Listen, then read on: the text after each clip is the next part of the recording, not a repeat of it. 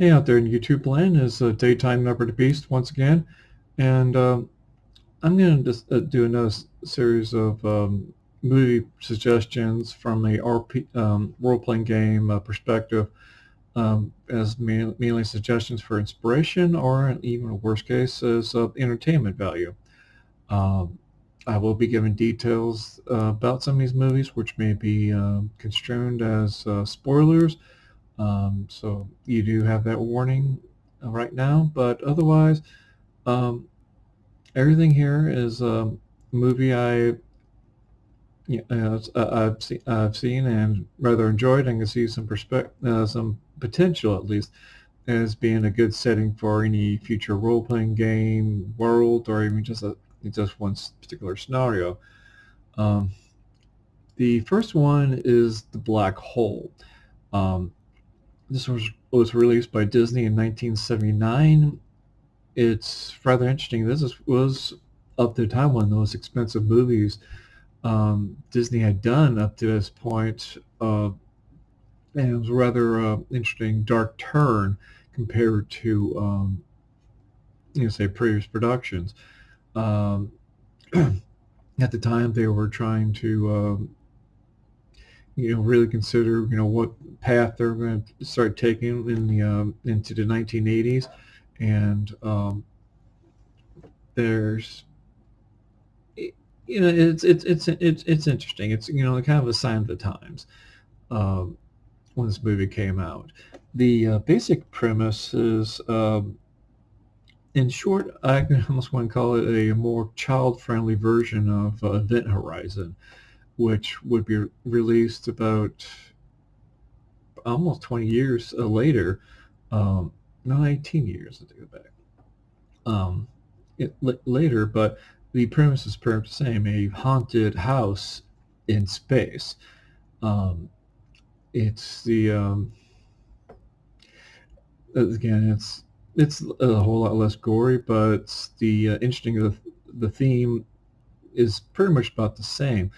A While out in deep space, a probe ship comes across this black hole, which they narrowly get caught in its gravity pull, but suddenly find kind of a dead zone in the gravity position. And while they're in this spot around the black hole, they find another ship, which is the Cygnus, which is supposedly a ship many years old that launched prior and it disappeared under questionable circumstances.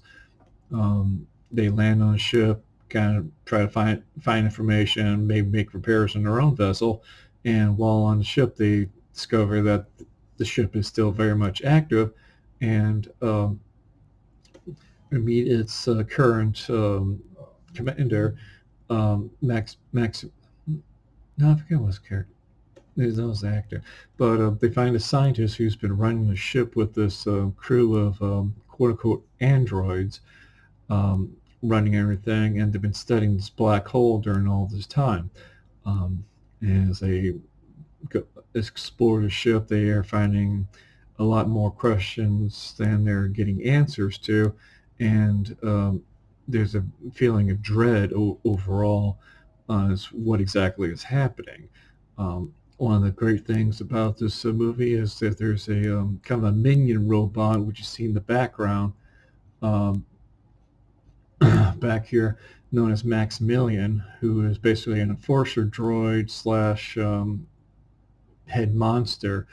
And overall, everything starts building up to the point where um, the scientist is decided to launch his ship into the black hole to quote unquote come out on the other side. Um, Again, it's like a more family friendly version of Event Horizon. Um, Still a lot of good potential for different settings. You can use it as inspiration for a lot of things, really. But overall, it's still kind of one of my favorite Disney shows, even though it was a financial flop at the time. Uh, Now the next set of movies is kind of interesting. This is the Cube series. Basically, it's 3 official movies.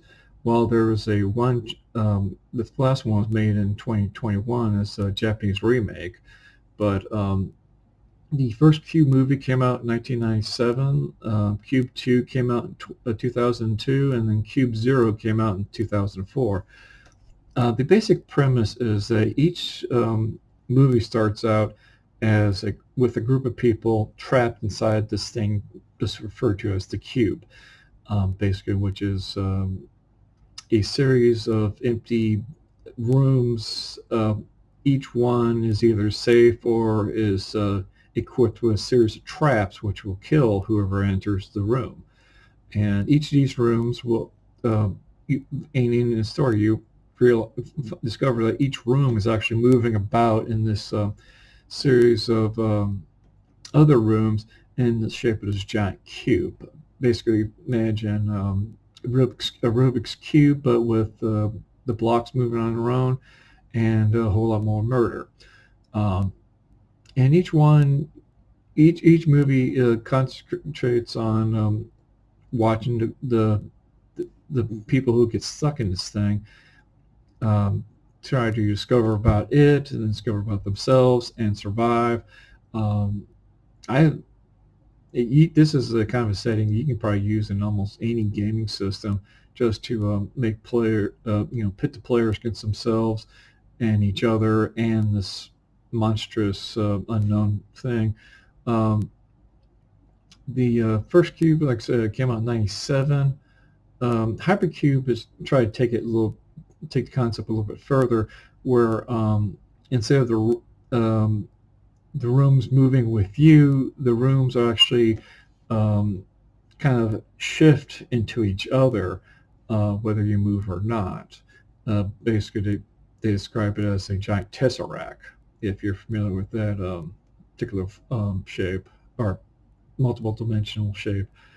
And then Cube 0 in 2004 basically was a prequel to the first Cube, and you get a little bit of another perspective as the crew, these 2 technicians who are trying to run this massive thing and put the people through the paces to make them achieve a certain goal. I haven't seen the Japanese version yet, but I'm pretty sure it still remains pretty true to the original movie. I mean, this was a pretty good a series of movies, in my opinion. I still get put in suspense when I watch either of them, even though it's been many years since I last seen them. And it's pretty straightforward. You don't get too much backstory until much later in the show, and you got to basically get the players to discover that for themselves. It really just dumps you right into the action, which is kind of one of the types of movies I really like, instead of having to go through long points of exposition. Let's see.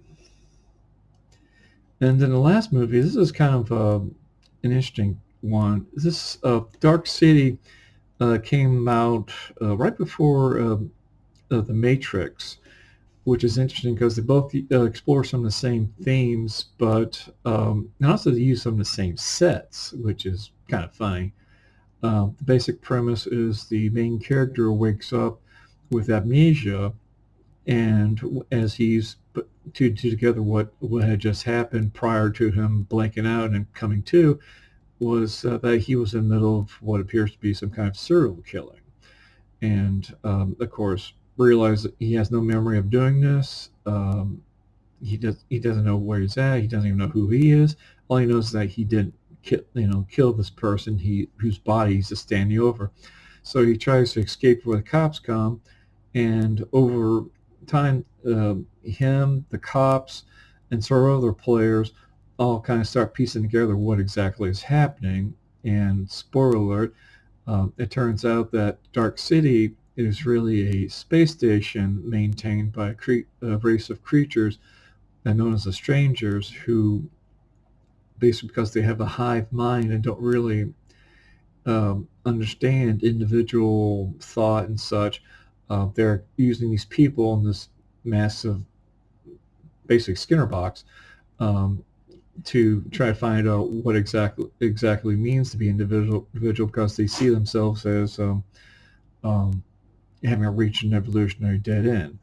And what makes the main character interesting is that as he's woken up, he discovers that he actually has some of the same abilities as the strangers themselves, and he starts learning how to use those powers and try to stop the strangers from what they're doing and try to free all the other fellow humans that are trapped in this giant, experiment. This would be a pretty good setting for cyberpunk. You can probably expand it out a little further into other motifs. Or any game system that uses psionics or any other kind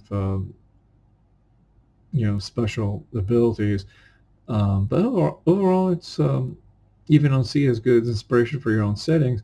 This is still a very entertaining movie, especially considering how it predates The Matrix, but it does a lot of things in more different ways than than what the Wachowskis would later do with their trilogy. But let's see.